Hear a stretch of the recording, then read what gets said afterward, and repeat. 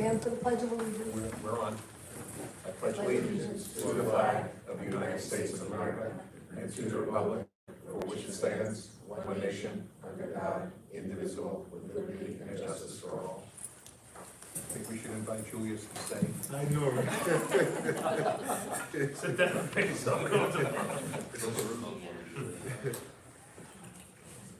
So this evening, we've invited Patrick to join us to do a presentation on the two areas that Patrick's been working on recently, keeping us up to date on AI and the educational uses of AI, and also with our initiative in moving toward Parent Square. So again, we appreciate Patrick's leadership in both areas, really supporting our staff in both areas. And on a serious note, we appreciate you being here and the role that you played on both issues. And take it away, please. Thank you very much, Mr. Grisham, and thank you for giving me some of your time today, both central office and our board. Yeah, sure. I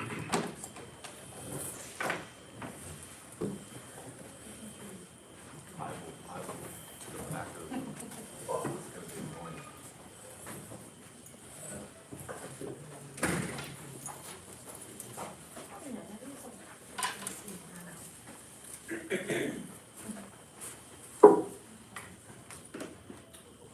Okay, everybody, I want to talk to you about the two things Mr. Grisham just brought up, which are our initiatives in artificial intelligence and parent communication. These are two areas of emphasis for me this year. In particular, AI, because as many of you are aware, it has become probably the hot topic in education this year. We were fortunate enough to begin planning for integrating artificial intelligence into our classrooms last year, which has put us in a pretty good position this year. I'll make this a pretty brief presentation, but I will make sure that I'm projecting to the back of the room so we can be heard on the mic, on the speakers there on the mic. We'll talk a little bit about AI. We'll talk about our integration here at Jericho, and then I'll move into a brief discussion of Parent Square and how we're planning on using it and how we're currently using it. I'm going to start with artificial intelligence because I think this is the area that I certainly get asked the most questions about right now. And in order to start, it's always helpful to just know the terms that we're working with. So you may hear me mention three different terms that relate to artificial intelligence. The first is AI itself. AI is just computer science that aims to make machines replicate human intelligence. Machine learning is the branch of AI and computer science which focuses on the use of data and algorithms to allow computers to emulate human intelligence. And large language models, otherwise known as LLMs, you are familiar with, if you're familiar with ChatGPT, which I think almost everyone on the planet right now is familiar with. ChatGPT and all artificial intelligence modules are built off large language models, otherwise known as LLMs. What that means is they're sucking in a tremendous amount of data from across the internet. One of the controversies that we're hearing about right now, you might have heard that New York Times is suing ChatGPT, OpenAI. They're suing them because OpenAI is scraping the internet, but they're not paying anyone for the content. So that's created kind of a bit of controversy. So these are the three primary terms that we'll be discussing. But again, this is really just to give you a background in how this stuff works. We're going to focus more a little on what Jericho specifically is doing. And a couple things you should know generally. Students are very bullish on artificial intelligence. 85% of students say AI will have a positive effect on education. Almost 60% of students between 12 and 18 have used ChatGPT. And here's where a divide takes place that we have to be aware of and consciously working to bridge. 47% of educators say that AI will have a negative or very negative impact on education. Now these are general. This is a national survey. It's not specific to Jericho. And I would tell you that every Jericho teacher I've worked with so far has been enthusiastic, and we've been working really well together to get some of these tools integrated. But generally, there's a concern amongst educators where almost 50% are afraid of the negative effect that artificial intelligence may have on education. And just a couple of more things that I think it's helpful to ground your awareness of why we're so intent on integrating AI into our classroom and pedagogy now. 51% of teachers and 58% of students are using generative AI. That's your ChatGPTs, your Chat for Schools, those services. 72% of students with an IEP or a 504 plan have used generative artificial intelligence. That's almost, we're past 2/3, almost at 3/4 of students with with an IEP or a 504 plan. 45% have used them for personal use. And one of the most fascinating stats that I don't think I even put up here is that something like 30% of students 12 to 18 have used ChatGPT not for schoolwork, but for personal issues. They talk to it. They go to ChatGPT and they interact with it. One of the reasons that we want to make sure we're out in front of the use of artificial intelligence for our students is because, as you guys know and as I know, it's not always accurate. So artificial intelligence at this point, we're very early into the game. So it's really the bottom of the first inning, even though it feels like now we've been talking about it for a while. We're very early in.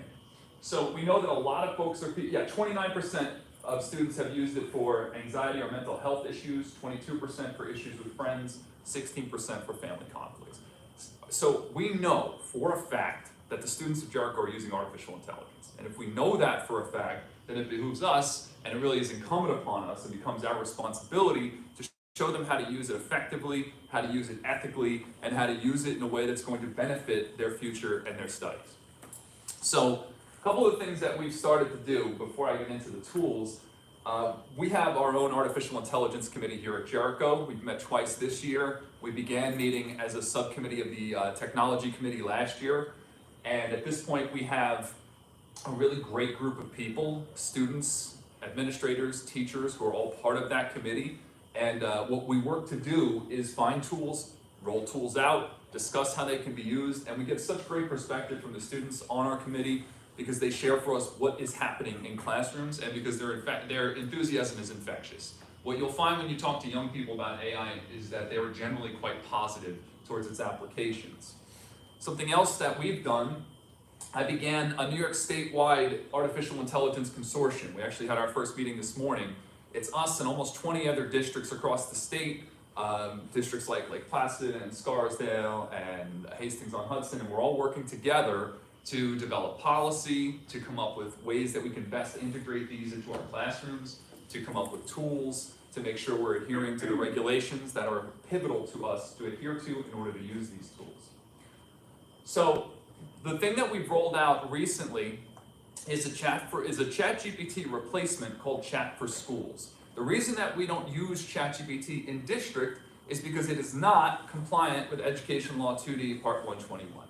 You have probably at this point heard me talk about Education Law 2D Part 121 quite a bit if you've been here before, but if you haven't, if this is your first time hearing about it, it is the state regulation that requires us to adhere to a set of standards when we're utilizing student data, what we call PII, personally identifiable information. They are extremely rigid standards, and they require us to do things, for example, like make sure that the vendors who we do business with don't house any of our students' data in another country. It has to be on servers in the United States. That's how granular EdLaw 2D gets. Unfortunately, OpenAI will not sign our EdLaw 2D documentation, but what we did was find a vendor who would, and who were essentially using the OpenAI product, ChatGPT 3.5, but using it with safeguards for students. So we have at this point rolled out to all teachers and to all of our students a quiet and soft launch. We added it to ClassLink, and we've started to watch the usage and see who's trying it out. We're also trying to so I'm going to be meeting with, I'll be in one classroom next week to talk about the integration of artificial intelligence with students and to watch some of the examples of how people are using it. We have amazing teachers who are already using Chat for Schools, even though it was deployed about a week ago. So I'm going anywhere someone's using it to watch how they're using it and to gain an understanding of what the student feedback is, because that's important to tweaking our program as we go. This is a high school class. It has been rolled out to K through 12, not because we expect kindergartners to necessarily be using generative AI, but because from a price perspective, it was actually cheaper to buy for the whole district than it would have been for specific grades. So if they make it easier for us to do it that way, that's the way we'll generally do it. Some of the tools that we know are currently in use for our students. First is Chat for Schools. This is the one we're just rolling out now. This replaces ChatGPT and does everything ChatGPT does, but it also adds some incredible features like responsive generative tutoring. So a student can go in and say, I need some help with alleles in science class, and type in, can you give me some tutoring in this area? And it's amazing to watch. The chat client will say, well, what specifically are you struggling with? Do you want to have a quiz? What do you want me to do with you? How do you want me to help you? So it's almost like having a personalized tutor that you have access to at all times. On the teacher front, it can generate simple multiple choice and true-false quizzes. Now, I wouldn't say those would be like summative assessments, but as far as a check for understanding at the end of a period, you can just go into Chat for Schools and say, write me a 3-question quiz on Romeo and Juliet and the theme of love. And it will ask some very general questions about Romeo and Juliet and the theme of love. Would it be an ideal summative? No, but could it be a nice check for understanding at the end of a period or an exit ticket? Absolutely. It's really great at exit ticket type work. We're also rolling out Canva for our staff right now, so that's on the student slide. It will be available to students when they sign our documentation. Joe, did they sign our documentation? Canva? Oh, they did. So we can actually put students on that soon. I think they just signed it. So Canva is an adaptive presentation creator. It generates text. It can do a little bit of everything. This was done in Canva and ported over to PowerPoint. It's a very nice piece of software, and we're going to be able to offer that to our students. Scratch is an example or an exemplar of a programming tool, but we actually currently use programming tools that integrate artificial intelligence at just about every level. Scratch is just one of those. It's a way to teach kids how to program. And Magic Sketchpad is something we're trialing right now. We're just playing around with it and getting a sense of how well it works. You mentioned with ChatGPT, the sources haven't all been verified. Yep. Is that not the case with ChatGPT? No, it's absolutely the case, but part of what you get when you purchase Chat for Schools is a series of lesson plans that if a teacher were so inclined to introduce artificial intelligence using them, they explain a lot of that. One of the problems with something like ChatGPT and rolling it out is that there's no scaffolding for teachers or students. It's sort of dropping a bomb on everyone and saying, figure it out. We don't want to do that. We want to make sure we're helping everyone understand. And what your question is a great one. Some of it's not 100% accurate. We had when we first presented this to the central office, when I first talked about this last year, it had information about Mr. Grishman that was some correct and some extremely incorrect. And if I actually searched for myself a year ago and it knew me very well, and I searched for myself today and it doesn't know who I am anymore. Now, I haven't changed. So something changed in the algorithm or how it's processing data. We need our students to be aware of that these LLMs are like living, breathing things. And they change, they adapt, they are modified. ChatGPT 4, a lot of people say, isn't as good as 3.5 because it's so restricted. And people play a lot of games with it and try to get it to say offensive things or upsetting things. So we call it nerfing it. They've made it so that you can hardly ask it anything and get real results out of it. I like that Chat for Schools is built on 3.5 because I feel like we know more about it and it's more robust. So Chat for Schools is essentially the middleman, so it's sitting on top of Exactly. 3.5 and then controlling how we interact with 3.5. A skin or a graphical user interface is exactly how I look at it, but one of the really nice features that we were talking about yesterday in the AI committee is it lets us go in and insert keywords that we don't want searched or we don't want discussed. So sometimes you'll have an incident in a school district where a particular word, a particular name, a particular meme will spread, and we can go in there and say, hey, don't let people talk about this. Don't let people generate questions about that. We obviously want to be very judicious in how we do that because I think it's much better to open things up to letting kids be curious, but we also have to make sure that we're adhering to our responsibility of providing a safe and mediated browsing environment for our students. So they're connecting to this when they're at school, obviously through our network. Is ChatGPT 3.5 accessible through the Jericho network? ChatGPT is not blocked, but kids can't sign in using their Jericho accounts. If we blocked it, we'd have to block it for teachers, and we definitely don't want to do that. So what we've done is we've blocked the ability for anyone to sign in, for students to sign in using their Jericho accounts. But they can create their own. If they create a Gmail account and then log in, they can definitely do that. Okay.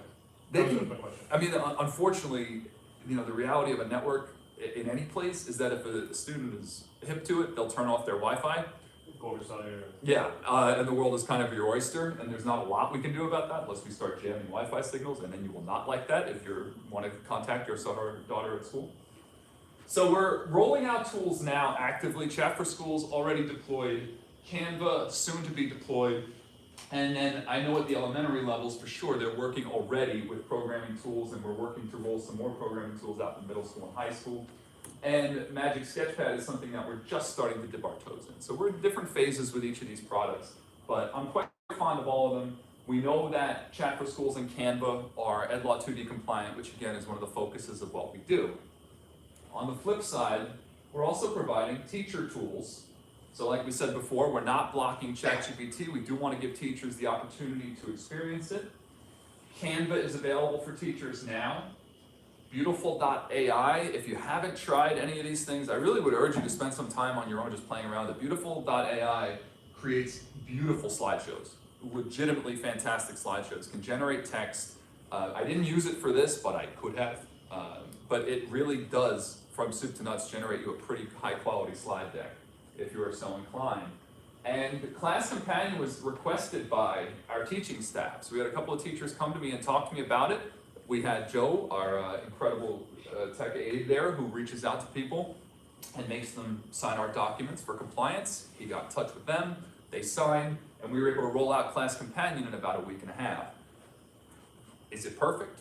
Nothing's perfect. We had a conversation yesterday during the AI committee where someone mentioned, one of the teachers who's been using it said sometimes the feedback can be inconsistent. So that doesn't mean we throw the baby out with the bathwater, but it does mean that that's something we talk about in committee. We make sure that anyone we know is using it is going to be aware. It's not perfect yet. It's getting as good as it can get, but it's a work in progress like all of these tools. So we've tried to give, yeah. So is there a way for the teacher to check the facts or check the information before they give it to the student? And the same way with the student one, is there a way for the teachers to, I guess, proofread it, kind of Sure. proofreading? So the thing is, it's more subjective than that though. Like what I think that we were talking about yesterday in our committee meeting wasn't that it was wrong so much as it was different. So if I wrote an essay for you and I gave it to you and asked you, can you please give me feedback on this essay? You would all say something different. These AI clients are like 10 different people. They're schizophrenic on some level. They're not going to be consistent because their purpose is to be predictive. They don't think, they react. So I wish I had it here. Well, it has salty language, so I'm glad I didn't. But there's a Terminator 2 clip that I show to the AI committees that I run, where the Terminator, Arnold Schwarzenegger, is told, don't kill anyone. So instead he just starts shooting everyone in the knees. He followed the letter of the command, but he did not follow the spirit of the command. And you can sometimes argue that artificial intelligence does the exact same thing. It's predicting, not thinking. It has tens of millions of terabytes of data to draw from. Well, that's probably an exaggeration. It probably doesn't have tens of millions of terabytes of data, but it has a lot of data to draw from. And it's drawing from that data and trying to infer what you want the next word it says to be. It doesn't think, it responds. So when someone puts an essay into it, an entire essay, you're gonna get good feedback. It may give you some revisions, it may say strengthen your topic sentences. If you do the exact same essay again, it may give you different feedback. That doesn't mean the feedback is wrong, it means it's inconsistent. So does that mean we have a problem with AI or with Magic Schools or Class Companion? It really depends on your definition of problem. I don't think so. I think what it means is we found sort of a crack and a fissure in how this stuff works, but that's going to be the way that, certainly my kids and your kids are out in the world, they're going to be using this. There's going to be someone at your children's job whose title is prompt engineer, whose goal is to get ChatGPT or whatever AI module to spit out what they want it to spit out. That's where we're going. This is not something we're going to spend a lot of time on, because I asked Joe to keep me under 10 minutes and he's failed me. I blame you, Joe. All right, so I'll blame you instead. But this is one thing that we want to make people aware of and that we're sharing in our committees, which is we have a lot of work to do as we integrate artificial intelligence into our classrooms. This was a slide that I put up during Superintendent's Conference Day when I spoke to the staff, and we had really disparate opinions as to what constitutes cheating versus what constitutes a student doing their own work. And we had a really interesting conversation yesterday in the AI committee about whether or not it's plagiarism for a student to plug a prompt into AI and copy the response and submit it. Obviously, we would consider it academic, it would not be academically honest. You could call it an academic integrity violation, but there's a real argument about whether or not it's plagiarism. And there's a real argument about whether you tweaking those inputs and outputs, if that makes you creative, a creator. Who wrote an essay generated by ChatGPT?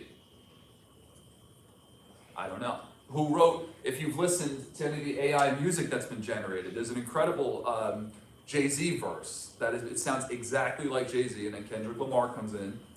Who owns that? We don't know. So these are some of the complicated questions that we're going to be facing, and this is why we have a statewide committee, a local committee, a technology committee. These are all folks working through some of the big questions that we're trying to answer. And one of the reasons that we rely on students to help us with this is because they're on the ground level, and they're the ones actually using these tools on a day-to-day basis. What do you think teachers think right now? It's so disparate, you'd be amazed. There is no consensus. I will say this, I've presented this slide probably 20 times in the last year or so. Almost everyone agrees, not almost everyone, too strong. Many people, most people would agree that the student writing the main ideas and the AI generating a draft, I haven't had too many people say they consider that wholesale plagiarism. Everyone more or less considers the top two on that scale wholesale plagiarism. I haven't had anyone argue, except for me, because I don't know that those are plagiarism. I haven't had too many folks argue in favor of those top two levels being academically honest. Was they complaining because of plagiarism or because the students just not doing work? Well, no one's, I won't say anyone's complaining because these are all conversational. I understand. So I would say that the concern that people have, and Dr. Sommerg was in our meeting yesterday, he made an excellent point about this, so I'll single him out. It's not so much about cheating, but what are you learning? And we want to make sure that depth of learning is there. So the question then becomes, if you're so well versed in a topic that you can make ChatGPT generate a really high quality essay on that topic, you've got to know something about it to know what's good. And you've got to know something about quality writing because ChatGPT is aiming for the middle of the road. It's writing an essay, and this is pretty much the reality. It's writing a B+ B essay. It's not writing an A+ A quality essay. What's that? Why is that? Because it's trying to, it's not smart enough to do the highest levels of work yet.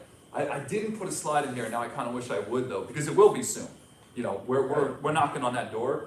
When GPT 3.5 was tested on the LSATs, did terribly. It couldn't pass the bar.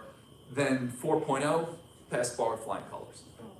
It's killing medical examinations right now. The only areas it's really struggling is like quality creative writing. Can't really do that yet. And it's not great at generating essays yet. I mean, it's great at generating 95% of what you need out of an essay. But if you're looking for a great piece of work, you can't really do that yet. It's just not smart enough. What if you do high school work? Absolutely, So absolutely. do we have some sort of, I don't know if it's protocol is the right word, if a student were to, Are we trying? Yes. not to check for cheating, but to see that they're like, I think I was listening to a podcast a year ago, and it said, there's new ways to, instead of having a student handed an essay, maybe have the student do a ChatGPT essay and then have to fact check it, or like do some other way of showing that they're learning. Yeah, so I would never presume to speak for the teachers, they're the experts in the classroom, but I know one of the things that was discussed yesterday and today at two different meetings was baseline assessments of writing quality. So, first day, first week, maybe you want to give people a written assignment because that will give you something to judge the rest of their writing by going forward. If you do that 3 or 4 times a year, then you can chart progress the same way you could before. And as a former English teacher, I taught English for a long time. I had a very good sense of student voice after the first couple of essays were turned in. And like write an essay in class. Sure, right, and it doesn't have to be an essay, write me 3 paragraphs. I will get to know your style after I've read a couple of things that you write. And I feel pretty confident in that for myself, and I feel extremely confident about that as far as the teachers of Jericho go. But trust but verify, right? That's what Reagan said. So we also have Turnitin.com. Turnitin.com scans essays, so if a teacher wants to run an essay through Turnitin or all their essays through, they can ask students to submit their essays via Canvas. Turnitin scans them for plagiarism and artificial intelligence use and gives you a report on whether or not you believe, or Turnitin believes, that the student used AI to generate the essay. That was It's gonna be my verbatim. question, yeah. If it's verbatim or, Well, how good can any AI detection be? If you generate an AI essay and then rewrite every word of it, it's not going to pick you up. but it can detect certain turns of phrase and certain things that are common and recurrent in artificial intelligence writing, in work products created by artificial intelligence. And AI offers you the ability to get a different version essentially of the same thing. So that was gonna be my question, what are we doing to identify this? Because again, we talk about academic integrity and honesty, and we certainly don't wanna sidestep the educational process, and there's a lot to be learned. When we were in school, sitting at a computer or a typewriter, staying up writing papers, how do we identify this? In the past, you talk about, turnitin.com, you were scanning for known sources or known works that somebody may have picked up verses or reviewed an entire paper from. Now you're dealing with something that, is, at least in my experience, I mean, it can be, pretty individual and novel that may be more difficult to pick up. I mean, we've heard stories about, lawyers at big firms, Yes. having their briefs, written by AI, and AI's creating fake case law to support their case. 100%. So I think it's a real slippery slope, and I think, at least in my opinion, is, we have to educate students that they're selling themselves short if they were to, take shortcuts by using this. I wasn't planning on doing this, but this does feel like time for a confession. So I'm gonna confess to you that I never read Othello. Presentation is from ChatGPT. Nope, I did make these myself, but I never read Othello. I was supposed to read Othello in junior year, but I started dating this girl and I was totally out of my mind, and I just wasn't into Othello, all right? I wasn't reading it, I wasn't into it. So I bought Cliff's Notes, and when it came time to write my Othello essay, I went to the summary and I basically rephrased the summary, typed it up and submitted it. My teacher didn't know. I'm so sorry, Mr. McClarty. He was one of my favorites. He's still alive. I went drinking with him like 2 years ago.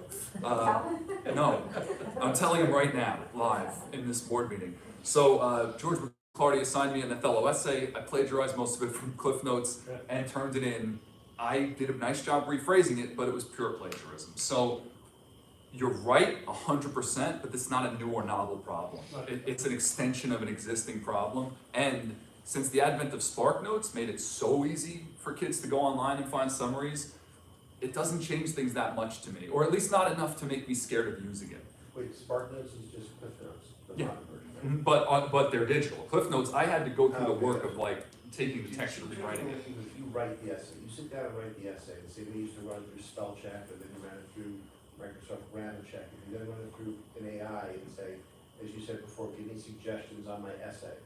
Do most, none of the teachers think that is some type of academic integrity issue? I haven't polled this faculty about specifically where they would draw the line. I wouldn't think most people would think revisions would, because we let kids use Grammarly, which is essentially No, the same exactly, thing. but to me, that's where you go from, and if you're saying you can't write a great essay, but if it's a good writer, it can take poorly written material, that you have all the facts for, and turn it into really sophisticated writing. It can greatly improve bad writing. It'll never get it over, thus far, it can't really get it over that B+ hump very well. And this is like my personal, opinion.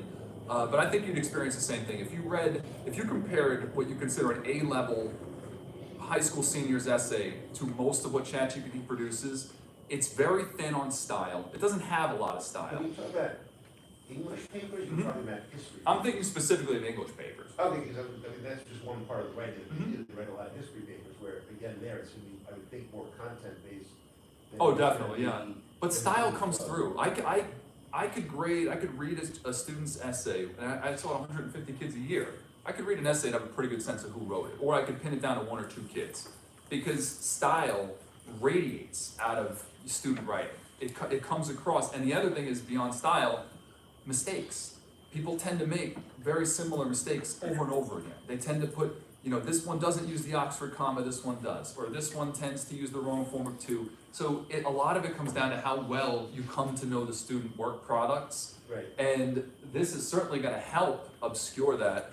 And thank you, Joe. This is certainly going to help obscure some of those issues, or that a kid might have writing an essay. But I don't think it's going to turn a bad writer great. I think it's going to give I shouldn't say bad writer, I think it's going to give a weak writer some support and some scaffolding. But I think our teachers are ultimately going to be the thing that takes you where the students need to go in writing skills. So this was really introduced just as something to think about. We don't really have to get anywhere with it, but it's something our teachers are thinking about, it's something we're thinking about, administrators, something as a parent with 2 kids in school that I'm thinking about as well. And this is how we do our work here. We plan working with our internal and external committees, we deploy these tools, we collect data on how the tools are being used, and then we modify our plans. It's a PDSA cycle. It's pretty much how all education change is, well, not all, but many education changes follow this structure. This gives us a chance to revise what we're doing and decide whether or not we're proceeding in the way that we should. Do you have any questions about AI? I was just surprised that the 504 IEP students used it more. Yeah. What do you have? I don't have any insight into that. I think it might be that there's more of a culture of welcoming supports like that. So if you have an IEP or a 504, you're already perhaps using tools like that to support you. That could be it. But other than that, that's just a guess. I don't have too much insight on that. Just, is there any guidance that our teachers give the students right now? Totally up to the teacher, but these conversations are happening at the curriculum associate level. They're happening with Ivy and I. So all of that's what the purpose of the committees and the meetings are now, to determine what that guidance will look like. So we don't know yet because the AI is evolving so incredibly fast that, we've talked about writing policy for it. If I wrote policy in June, we would have ripped it up and thrown it away by today, because so much has changed and evolved in how kids are using it, how it's being used, and what it can do. So that's all in media res. We're in the process of doing that now. And that's really what we're hoping by the end of this year to have, not necessarily policy, but frameworks in place. And this is the roadmap that we followed. So we started with our AI committee. We presented to the staff. We began our meeting with our AI committee here. Technology committee is also meeting, rolling out our first teacher tool. I recently established, it was 15 districts, it's 17 or 18 now, statewide consortium that we're all working together. I presented to the PTAs. We've rolled Chat for Schools out via ClassLink, and we're placing, our principals have worked, principals are always phenomenal to work with, and they've once again been outstanding in this area in allowing BOCES trainers to come in and provide support come January through March. We're going to have some days booked for trainers to be available to our teaching staff. And our consortium met, as I mentioned, today, and we're starting to roll out in the winter and spring some additional tools. So that's where we're at right now. Any questions that you have, I'd be happy to answer. I have about 30 seconds for Parent Square, or else you're all gonna chase me out of here. I'll make Parent Square very quick. Good? Okay, Great, thank you. awesome. I'll share the recommended reading. I always put recommended reading, it's just something I do. The good stuff here is the artificial intelligence and the future of teaching and learning by the government doc is really great. And the AI and education policymaker doc is really helpful. I'm actually working with this EPLP, it's an executive leadership thing from the state that Fordham put together. And I'm helping write what we hope could eventually be the artificial intelligence policy for New York State. So I'm working on that actively with a group of other educators. Okay. Parent Square. I can do this one quick. There's not gonna be a lot of questions about it. It's not very exciting, but it's cool. What is Parent Square? It's our two-way communication platform that is EdLaw 2D compliant. It's designed to streamline interactions between PTA members, administrators, teachers, and parents. We have 3,263 families in Parent Square. All but one are contactable as of now, and the one is a test family. So 100% of Jericho's parents are contactable via Parent Square.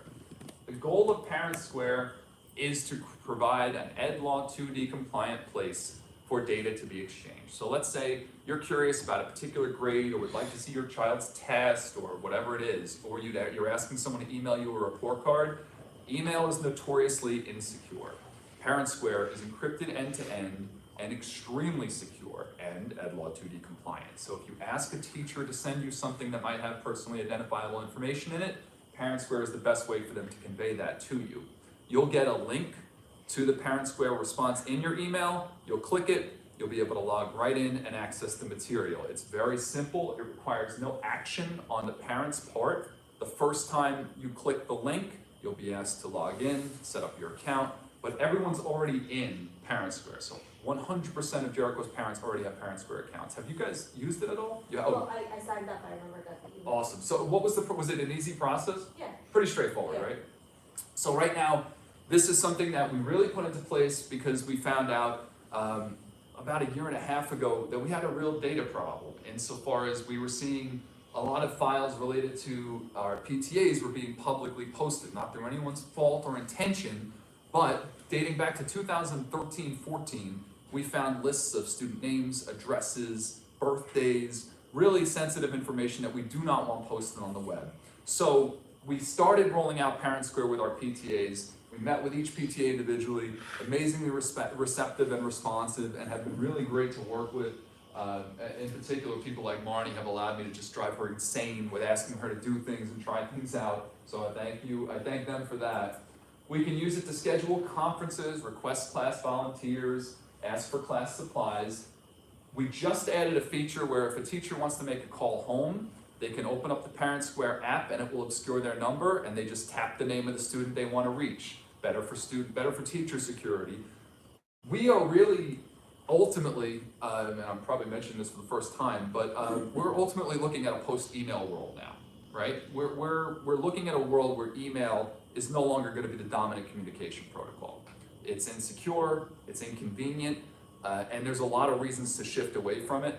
And encrypted app communication is one substitute or replacement for email communication that we're looking at, and that I think will be effective for us. The less you send an email, the better.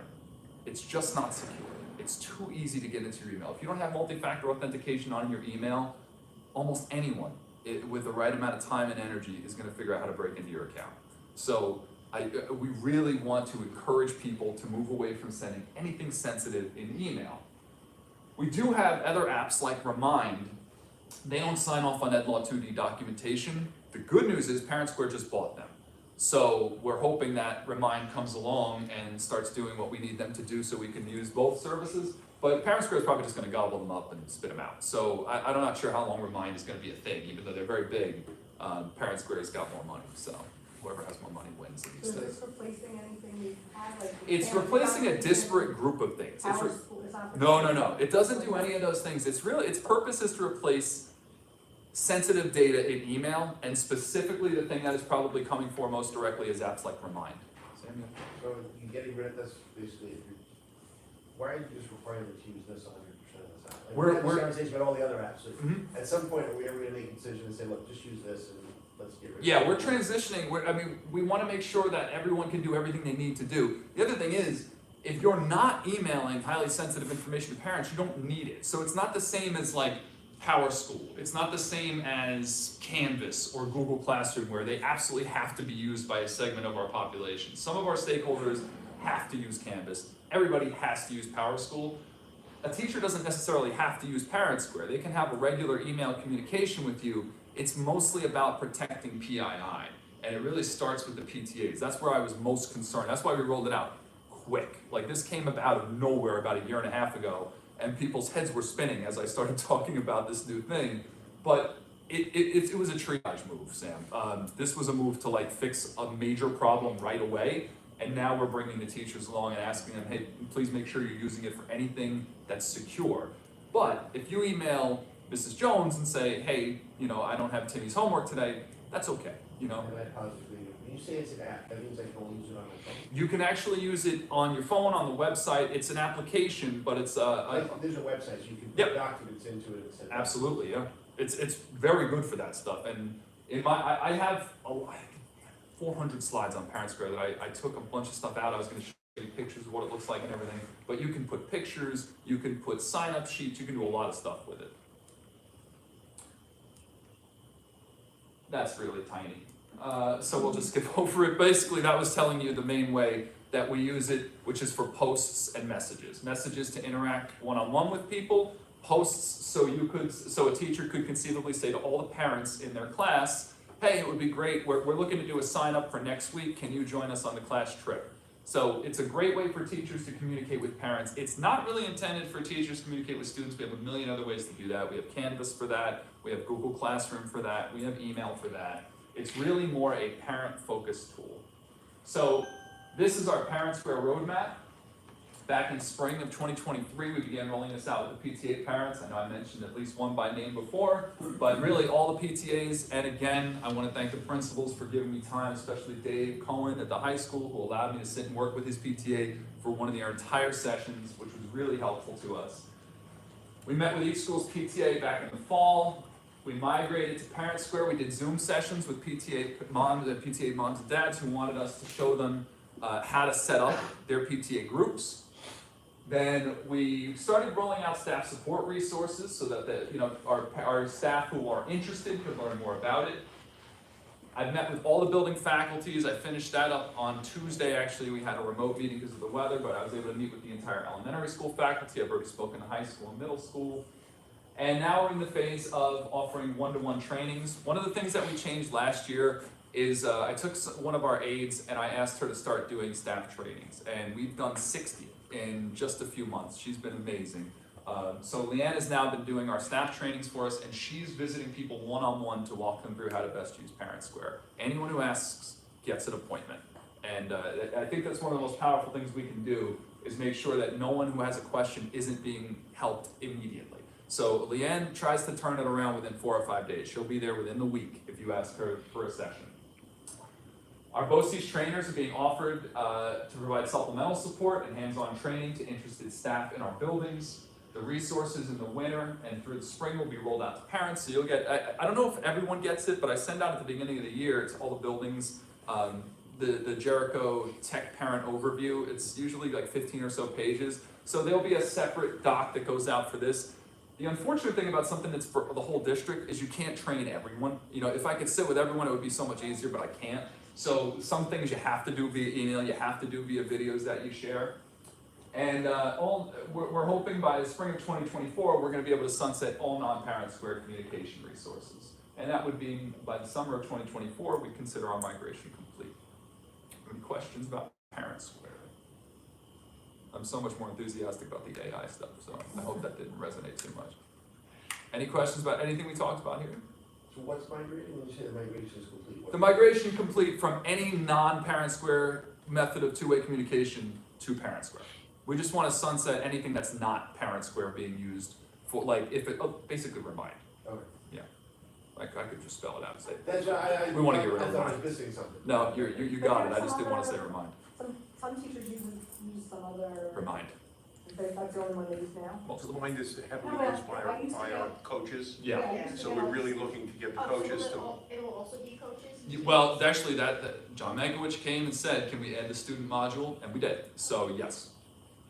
Some of that communication can take place over Canvas too. Yep, absolutely, yeah. And we're not necessarily fixated on funneling people to a specific outcome. We just want to make sure that nothing is being shared in a way that, you know, presents a problem to our students. And Canvas meets all these Yes, requirements. Canvas is absolutely flawlessly and Law2D compliant, thankfully. Thank you very much for your time, guys. Thank you. Thank you, Patrick. Thanks. Appreciate it.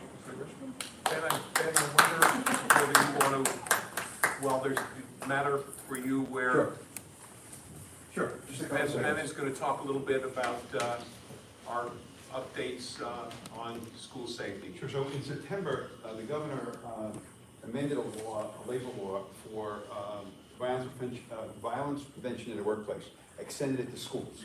So you see a policy coming up next Thursday, which is one of the requirements for the new law.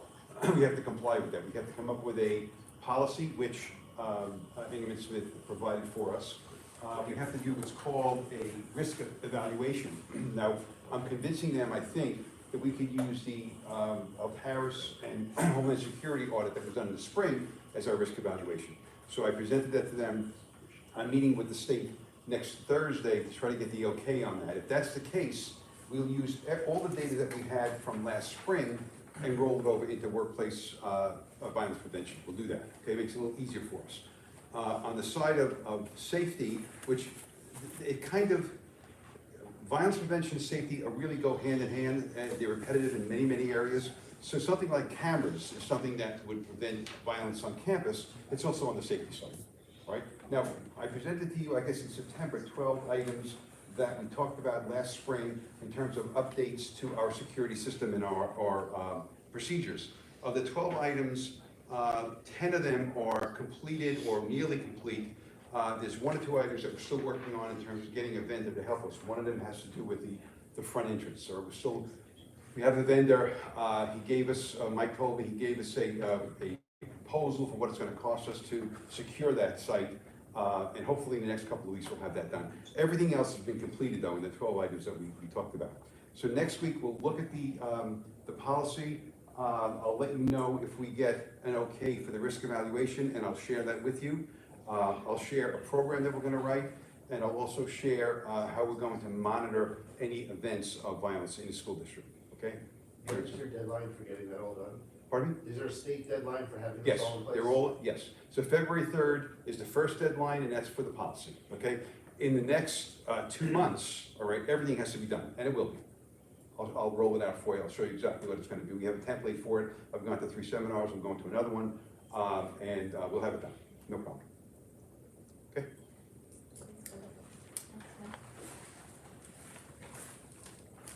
You can go into executive session. Make a motion. Oh, that's true. Oh, this will maybe announce that we're going to. All right, thanks for joining us at the work session. We're gonna go into executive session now. You're welcome. It was our pleasure.